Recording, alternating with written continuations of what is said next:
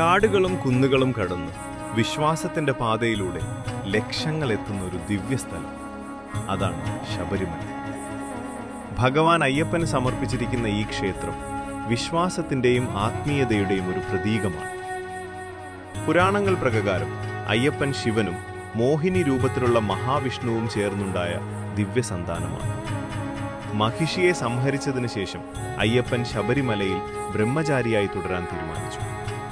ശബരിമല യാത്ര സാധാരണ യാത്രയല്ല, അതൊരു ആത്മീയ അനുഷ്ഠാനമാണ്. 41 ദിവസത്തെ വ്രതം, മനസ്സിന്റെയും ശരീരത്തിന്റെയും ശുദ്ധി എല്ലാം ഈ യാത്രയുടെ ഭാഗമാണ്.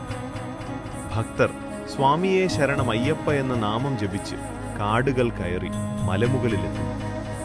18-ാം പടി ശബരിമലയുടെ ഹൃദയം. ഈ 18 പടികൾ മനുഷ്യന്റെ ഇന്ദ്രിയങ്ങളും പാപങ്ങളും മറികടക്കാനുള്ള ഒരു പ്രതീകമാണ്. പമ്പാനദിയിൽ സ്നാനം ചെയ്ത് ഇരുമുടിക്കെട്ടുമായി ഭക്തർ കയറ്റം തുടരുന്നു. ഓരോ ചുവടും വിശ്വാസത്തിന്റെ തെളിവാണ്. മകരജ്യോതി, ആ ദിവ്യ പ്രകാശം കാണാൻ ലക്ഷങ്ങൾ കാത്തിരിക്കുന്നു. അത് വിശ്വാസത്തിന്റെ ഒരു ഉത്സവമാണ്.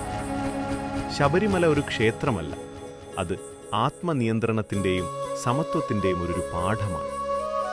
സ്വാമിയെ ശരണം അയ്യപ്പ. ഇന്നത്തെ വീഡിയോ നിങ്ങൾക്ക് ഇഷ്ടമായെങ്കിൽ ലൈക്ക് ചെയ്യാനും ഷെയർ ചെയ്യാനും മറക്കരുത്. കൂടുതൽ ഇത്തരത്തിലുള്ള വീഡിയോകൾക്കായി ചാനൽ സബ്സ്ക്രൈബ് ചെയ്യുക. നന്ദി.